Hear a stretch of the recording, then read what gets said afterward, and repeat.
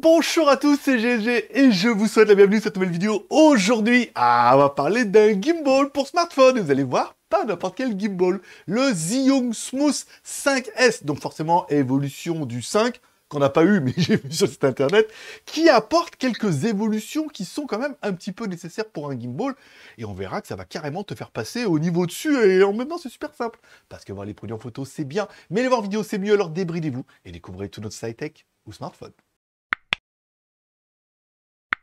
Alors je sais ce que vous allez me dire, oui, mais alors mon téléphone, il a la stabilisation numérique. Bah ouais, mais c'est pas pareil. Entre une stabilisation numérique, où c'est le téléphone qui remet les lignes un petit peu à l'endroit, et un gimbal, où du coup tu auras une stabilisation physique, je peux dire l'un et l'autre, c'est démoniaque. Et je veux dire, même si tu as un téléphone qui n'a pas une très bonne stabilisation, tu mets ça dessus, tu vas voir les plans incroyables que j'ai fait, alors que j'étais vraiment fait à l'arrache. Alors ensuite, par continue de la boîte, on a bien notre stabilisateur, évidemment, un trépied, et un câble USB vers USB type C. Mais nous, on a eu la version combo. Combo.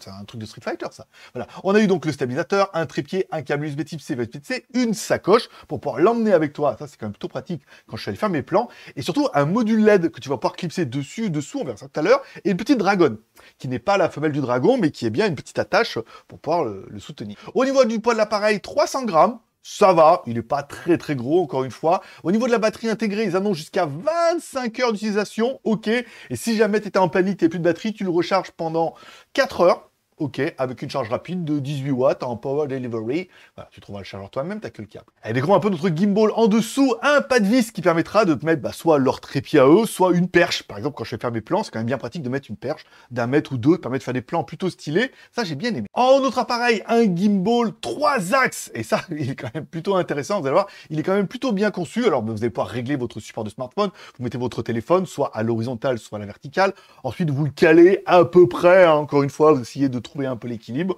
pour qu'il ait moins à galérer. Et à l'arrière de notre support de téléphone, on aura également un module LED intégré comme ça, gratuit, rien à faire. Et en plus, si comme nous, tu prends le pack combo, eh ben tu pourras mettre un module supplémentaire en haut et tu verras qu'on peut mettre en haut ou en bas et que ça fait complètement la différence. Hein. Bon, et découvrons un peu notre gimbal. On a une poignée, évidemment, comme tous les gimbals. À droite, on aura apprécié, on a encore un pas de vis. Oui, ce qui te permet de mettre un deuxième axe ou un deuxième trépied ou un deuxième support. Et là, je peux dire, le fait de tenir le truc à deux mains, c'est du sérieux. Tu vois, même si tu veux faire des trucs un peu de l'extrême, ça, c'est quand même plutôt bien pensé. On aura également le bouton Power On-Off et le bouton FM. À l'avant appareil, un écran de contrôle, ok, qui affichera les modes P, F, L, F, POV, V ou Go. Bon, on verra ça tout à l'heure, facile. Un bouton menu, qui permettra de changer dans les menus. On aura également un bouton rotatif qui permettra d'allumer la LED et surtout le niveau d'éclairage. Et on regarde bien sur le bouton, il y a bien marqué qu'on peut mettre le DISP, le ISO, le Play et pas mal de trucs. On se dit, oulala, qu'est-ce qu'on peut faire? D'ailleurs, on peut faire plein de trucs avec ce petite molette réglable. En bas, on aura également un joystick pour pouvoir régler un peu ton Steadicam, le mettre à gauche, à droite manuellement. Le mode, pour changer les modes. Et le bouton enregistrement, je te le donne en 1000 pour lancer l'enregistrement.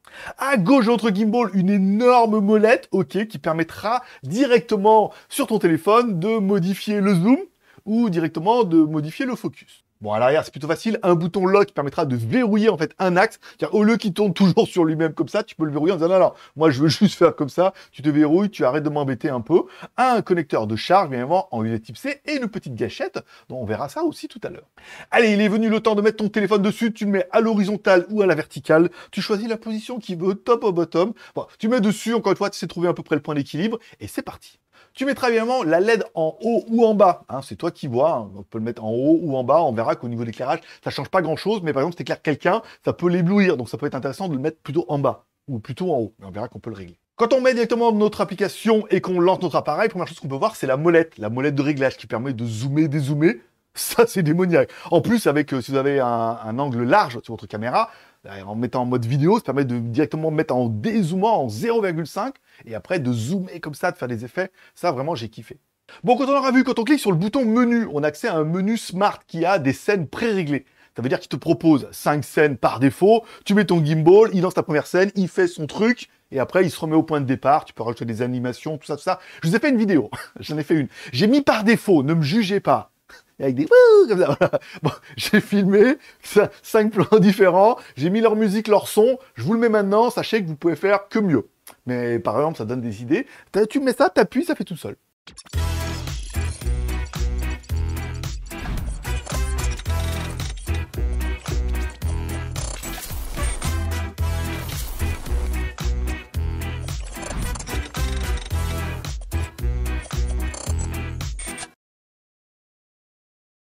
Bon, et enfin, bien évidemment, avec le petit joystick, tu pourras régler ton gimbal en haut, en bas, à gauche et à droite. Il y avait une chanson comme ça. Bon, quand on regarde un petit peu au niveau en bas, on a bien notre petit écran qui nous va donner un petit peu le mode de prise de vue. On verra ça pour le gimbal. Plutôt intéressant, on découvrira tous les modes tout à l'heure. Mais moi, ce que j'aurais aimé, c'est le niveau de batterie. Si tu dis oui, mais il est au niveau de batterie. Eh bien, tu appuies sur le bouton Power. Ok, classique. Si tous les voyants s'allument, on est à 100%. Si tu as que 2 voyants qui s'allument, bah, du coup, tu seras à 40%. Un voyant, 25%. Enfin, bon, 20%, tu auras compris le délire, encore une fois. Plus tu as de voyants, plus tu as de batterie. Bah, en même temps, voilà, pas besoin d'en rajouter. Bon, découvrons un peu notre roue. Ok, ça c'est pas mal. Bon, quand on clique sur le bouton en haut, on peut directement changer la résolution de notre téléphone. Ok, et en fait, bah, quand tu fais tourner la roue, t'as rien à gagner, mais encore une fois, tu peux changer les résolutions et le nombre de FPS directement depuis le gimbal. Pas besoin d'aller mettre tes doigts sur le téléphone. Puis une fois que tu as validé, hop, tu restes appuyé au milieu. Puis une fois que tu vas ressortir, tu appuies en haut. Ça, c'est... Au centre, bien évidemment, on aura la lumière. Ok, donc tu restes appuyé longtemps, ça allume la lumière à l'arrière. Bon, en mode normal, hein. Alors après, si tu as mis le module, bah, ça allume les deux. Si tu n'as pas mis le module, bah, ça allume que la lumière à l'arrière. Et avec la molette, il va pouvoir faire varier un petit peu la puissance entre 650 lux bah, de base, encore une fois, jusqu'à 2040 lux, tu rajoutes les modules. Et là, je peux te dire que ça éclaire sévère. Parce que tu fais, oui, mais alors, des fois, le soir, j'aurais besoin d'un flash, rajouter un machin sur le gimbal. Non, là, c'est magnétique, c'est auto-alimenté par le machin et tout. Tu cliques dessus, tout. Ça, c'était vraiment intéressant, encore une fois. Soit tu peux utiliser juste celui d'origine, petit éclairage, ou tu peux en mettre plus, soit tu peux, voilà, mettre la lumière à fond. J'aurais bien aimé également, il y avait des petits stickers dedans. Je me suis dit, mais c'est quoi? En fait, c'est des petits caches magnétiques qui permettent de changer la couleur. Oui, comme ça, sur ton truc d'origine, tu pourras le mettre soit plutôt rouge, soit plutôt bleu. Bah, si tu veux en plus donner des ambiances, par exemple le soir, pour donner un effet un peu sympa, sache que tu peux rajouter des clips par-dessus qui vont changer un peu, bah, du coup, la couleur, et tu peux régler la puissance, tout ça, tout ça. Bon, si tu cliques sur le bouton droit, encore une fois, tu vas pouvoir changer l'ISO. Et après, si tu cliques sur le bouton gauche, tu vas pouvoir changer le DISP. Et si tu cliques en bas, tu vas avoir accès à l'album de ton téléphone. Je veux dire, voilà, elle est bien faite, cette molette.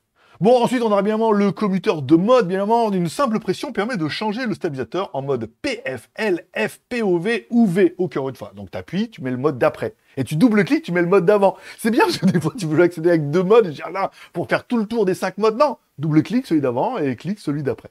Bon, bien évidemment, le bouton enregistrement, c'est pour lancer l'enregistrement, ça paraît un peu évident. Par contre, le double-clic sur l'enregistrement, ça permet de changer la caméra. Et oui, si tu veux basculer la caméra avant-arrière sans faire tourner le bousin, eh ben, tu double-cliques dessus. Parce que des fois, la caméra frontale, elle est bien, parce que tu as l'écran et tout, puis sur ton téléphone, elle est de bonne qualité. Voilà, tu préférerais te voir pour faire tes vlogs. Eh ben, c'est plutôt bien. Bah, clic enregistrement, double-clic, on bascule sur l'avant, et après, bah, clic enregistrement. Et double-clic, enfin bon, là. Et enfin, on finira par la gâchette à l'arrière, encore une fois. Si tu cliques sur la gâchette, encore une fois, ça va activer le mode tracking. Alors encore une fois, le tracking, il faudra faire attention, ça fait un petit carré vert, donc il te voit dedans, et quand tu bouges, il va te suivre. C'est quand même super sympa, voilà, encore une fois, ou si tu veux filmer quelqu'un derrière, pareil. Attention, il faut y aller doucement, hein. On sent que si tu vas trop vite, il a tendance à te perdre et tout. En y allant doucement, en suivant comme ça et tout, bah, ça permet de faire des plans plutôt sympas, et tu rappuies dessus, ça enlève le tracking, si t'en as plus besoin. Bon, une fois que tu auras bien mis ton truc partout, tu dis, mais je veux le remettre, hop, double-clic, il revient à la position initiale. Ça, c'est trop bien. Et si tu te dis, oui, mais alors, moi, la caméra frontale, je préfère me filmer à la première personne et tout, avec les caméras à l'arrière, et ben, triple clic, et dans ce cas, le gimbal va tourner. C'est-à-dire qu'il va passer, et au lieu de filmer devant, il va filmer derrière, et l'autre personne va te voir dans l'écran et tout. Enfin, bon, tu feras ta vie, mais tu auras compris que tu peux tourner, clic, double clic, triple clic. C'est bien cliqué. Et enfin, en restant appuyé longtemps, on passe en mode Go. Le mode Go, c'est un peu ce qu'ils appellent le mode turbo. C'est-à-dire que normalement, ton gimbal, il va tout doucement comme ça. Ce qui est l'intérêt. Là, tu peux le mettre en mode vénère. C'est-à-dire qu'il va doucement, mais plus vite. Enfin, t'auras compris. Il smooth, mais vite.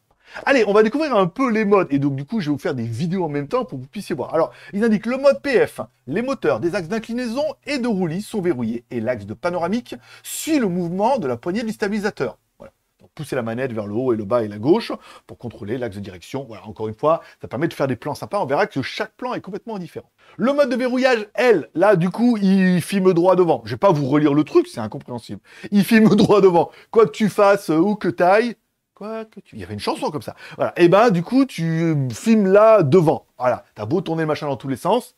Droit devant, gardons le cas. Allez, le mode suit F. Là, dans ce cas, on n'a que l'axe roulis qui est verrouillé. Après, dans le reste, encore une fois, ça suit le mouvement. Voilà, tu inclines vers le haut, le bas, voilà. Tu suivras le mouvement. Là, c'est encore une fois, il y a plein de modes qui sont plutôt sympas et qui pourront être adaptés à, par exemple, pas mal de situations.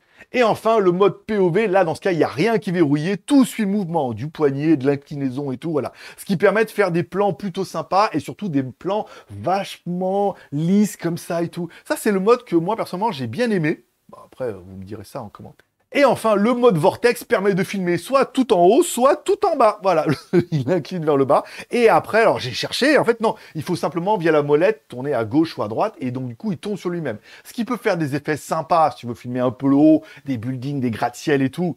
Ça prend quand même pas mal son sens et tout. J'aurais fait un deuxième test en filmant le sol. Alors c'est vrai qu'en plus, en filmant le sol avec la perche, tout, ça permet d'aller un peu plus loin et tout. Ouh, là, ta créativité est en train d'en prendre un coup. Un petit bilan comme ça, vite fait. Alors ça, c'est bien, parce que ouais, j'arrêtais pas de bouger. Alors qu'en fait, il fallait pas du tout. Mais vous voyez, quand on met un petit coup là, hop, là, voilà. Et ça permet de zoomer à fond pour le voir arriver. Ok, c'est cool. Ou dézoomer comme ça. C'est... Alors, je vais mettre 1, 2, 3. Voilà, c'est pas mal. Ah ouais, mais du coup, il a gardé l'horizon. Il faudrait plutôt que je le mette dans le mode numéro 1. Alors non, 2 et 2. Là, en théorie, il devrait me suivre. Voilà. Là, c'est pas mal, là. Comme ça, là, je me filme avec la caméra arrière. Mais en même temps, on peut se filmer aussi avec la caméra avant. 2, 3. Voilà, ici. Et on peut arrêter l'enregistrement. Maintenant, je suis passé directement avec la caméra avant, avec le tracking. Puisqu'en théorie, comme ça, elle devrait...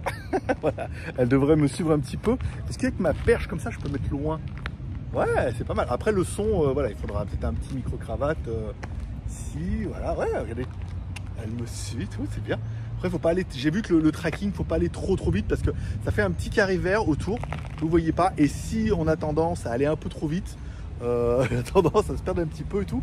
Ah, c'est vraiment intéressant. Et ça fait vraiment des plans de fou.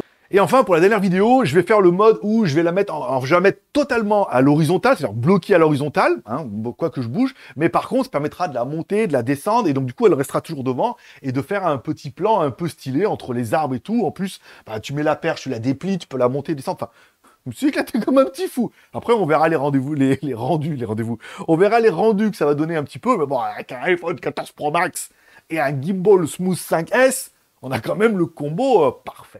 Et là, on va te dire combien pour le gimbal dans la vitrine. Alors, si on prend la version standard, 169 €, ok, si on sur leur site. Hein. Si on prend la version combo, voilà. Qu'il arrête. Hein. On est à 209 €. Ah, bah donc, du coup, avec la sacoche et la LED, encore une fois. Je l'ai trouvé à 189 € ou 239 € sur Amazon. À 20 ou 30 balles de plus, encore une fois, merci Amazon. Hein. Faut qu'ils mangent aussi, on est d'accord. Mais en regardant bien, il y a un petit coupon de 30 €. Donc, du coup, ça vous fait moins cher. Ah ouais, 169 € sur leur site, 159 € sur Amazon. Ça, c'est bien. Et en regardant sur AliExpress, là, c'est l'hallucination. 194 € sur AliExpress. C'est pas mal. Voilà, encore une fois, vous l'acheterez bien où vous voulez. Voilà, sachez que vous pouvez le trouver à partir de 159 € sur Amazon, hors promo, hors coupon. Si elle me donne un coupon, je vous mettrai directement le lien dans la description avec son coupon, l'offre incroyable. Là, vous pouvez le payer le moins cher parce que c'est un peu le but. C'est de le payer, je ne vais pas dire le moins cher possible, mais d'en profiter. Au meilleur prix, on en profite toujours mieux. Et en plus, je t'ai pas dit, tu peux gagner un petit chèque cadeau en laissant un commentaire. Oui, 5 bonnes raisons de laisser un commentaire. 1, c'est bon pour le référencement. 2, je lis tous les commentaires. 3, je mettrai un petit cœur d'amour. 4, je répondrai à tous les commentaires. Et 5, parmi tous ceux dans les commentaires qui mettront Smooth 5S, non, Smooth, au moins Smooth. Parce qu'après, 5S, voilà. Il est bien, hein, ce Smooth 5S, il est pas bien. Waouh, ça donne de la créativité, tout. Tous ceux qui mettront Smooth 5S le dimanche, 5S, Smooth, c'est compliqué, hein. Smooth 5S, tous ceux qui mettront, voilà, dans leurs commentaires. Le dimanche, je fais un tirage au sort, je fais un random, je tire un commentaire au sort. Celui, je regarde, s'il a bien mis Smooth 5S dans son commentaire, eh ben, il gagne un chèque cadeau Amazon. C'est-à-dire, je réponds à son mail, ah, bravo, t'as gagné, tu me contactes bien à propos, tu m'envoies ton mail, j'envoie le mail à Amazon, il t'envoie ton chèque cadeau.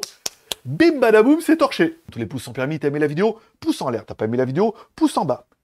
Bon, après, dans les commentaires, est-ce que Smooth, ça mousse? C'est vous qui verrez. Et j'ai vu qu'il y en avait des très bons au niveau des jeux de mots. Voilà. Allez, c'est tout pour aujourd'hui. Je vous remercie de passer me voir. Ça m'a fait plaisir. Je vous souhaite à tous une bonne journée. Hop là. Est-ce que Smooth, ça mousse? Encore une fois, c'est vous qui mettrez ça dans les commentaires. Votre meilleur jeu de mots. J'ai vu qu'il y en avait des plutôt rigolos. Voilà. Allez, c'est tout pour aujourd'hui. Je vous remercie de passer me voir. Ça m'a fait plaisir. Je vous souhaite à tous une bonne journée, une bonne semaine. Prenez soin de vous. Prenez soin de vos proches. Gardez le moral et surtout, restez ouverts. Moi, forcément, je vous kiffe. Et je donne rendez-vous dans quelques jours. Bye bye.